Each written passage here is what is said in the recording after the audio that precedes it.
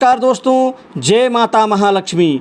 दोस्तों, आपके घर में मकान में गरीबी आने की ये 8 निशानियां हैं। दोस्तों, यदि आपके घर में गरीबी रहती है, लाख प्रयास प्रयत्न करने के बावजूद भी आप जीवन में धनवान नहीं बनते, आप जीवन में सफल नहीं हो पाते, लाख संघर्ष करने के बावजूद भी आपको सफलता नहीं मिलती, तो आपके घर में गरीबी आने की ये 8 निशानियां हैं। यदि आप इन 8 निशानियों के संकेतों को पहचान गए आप, तो निश्चित ही आप इस गरीबी से, इस तंगहाली से जीवन भर के लिए आप मुक्त हो जाएंगे। आपको अपने घर से, मकान से गरीबी की, तंगहाली की इन 8 निशानियों को नष्ट करना ही होगा।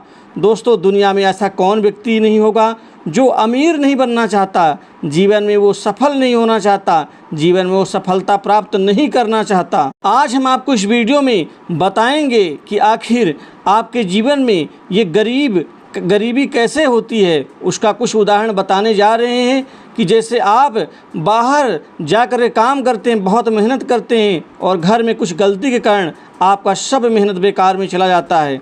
दोस्तों, इसके अतिरिक्त गरीबी उस समस्या को कहते हैं जिसमें व्यक्ति अपने जीवन काल में मूलभूत आवश्यकता, रोटी जैसे कपड़ा, मकान और अपने बच्चे को शिक्षाकार, अपना शौक़ पूरा करने में असमर्थ होता है। उस व्यक्ति को आय और इनकम बहुत कम होती है, जिससे वो गरीबी रेखा के नीचे उसका जीवन स्तर माना जाता है। अपने भौतिक आवश्यकताओं के अनुसार पूरा करने में वह बहुत अधिक असमर्थ रहता है। कुल मिलाकर के हम जो मेहनत, जो संघर्ष करते हैं, उस मेहनत व संघर्ष के अनुरूप हमें उचित परिणाम नहीं मिलता और उचित परिणाम ना मिलने के कारण हम जीवन में आगे बढ़ नहीं पाते। कुल मिलाकर के हमारा जीवन दुख से, अवसाद से, संघर्ष से एवं परेशानियों से जूझता रहता है। दोस्तों, गरीब होना कोई अभिशाप नहीं है, लेकिन पूर्व जन्म के कर्मों के कारण, कुछ इस जन्म में हमारी गलत आदतों के कारण वो गरीबी हमारे घर का पीछा छोड़ती ही नहीं है।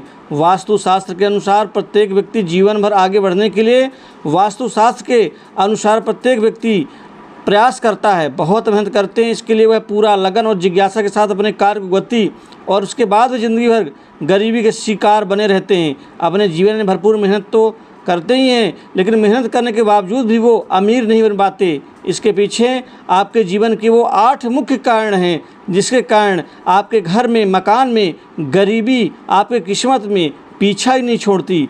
वास्तुशास्त्र के अनुसार बहुत से ऐसे कार्य हैं जिनके कारण से घर में हमेशा खाने पीने से संबंधित परेशानियां भी झेलनी पड़ती हैं। साथ ही हमारे जीवन की जो आवश्यकताएं हैं, उनसे हम महरूम हो जाते हैं।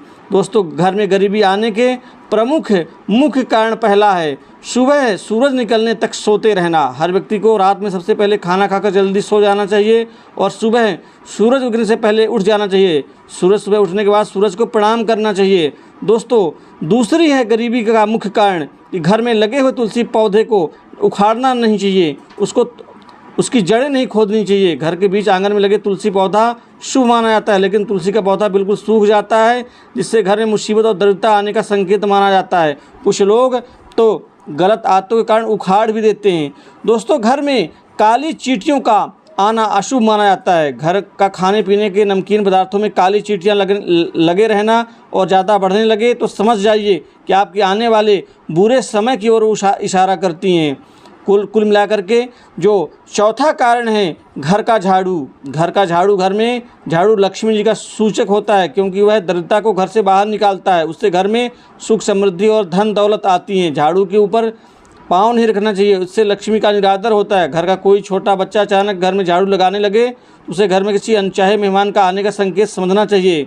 घर में झाड़ू लगाना चाहिए क्योंकि वह व्यक्ति के दुर्भाग्य को आमंत्रण देता है। नाश्ता करने से पहले झाड़ू लगाना चाहिए, उल्टा करके नहीं रखना चाहिए। दोस्तों, छठा कारण है छिपकली।